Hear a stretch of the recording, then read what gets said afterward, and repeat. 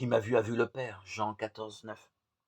Voir Dieu, c'était de tout temps le rêve des hommes de la Bible, jusqu'à s'en fabriquer des statues, quand il se faisait trop lointain. C'est l'histoire du veau d'or, par exemple. Exode chapitre 32. Or, la loi de Dieu transmise par Moïse au Sinaï était formelle à ce sujet. C'était l'interdiction pure et simple de toute image de toutes sortes.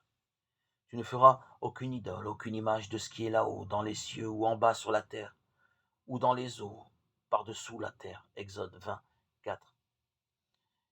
Il n'y avait que trop d'exemples d'animaux divinisés, quand ce n'étaient pas des statues humaines, dans les pays voisins.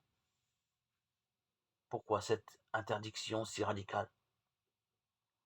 Probablement parce que toute image de Dieu ne peut être que réductrice.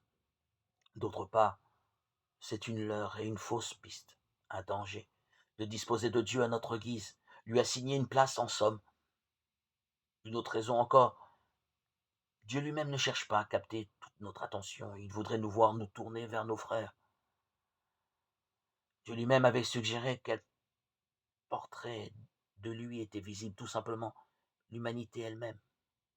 Dieu dit, faisons l'homme à notre image, selon notre ressemblance, Genèse 1, 26.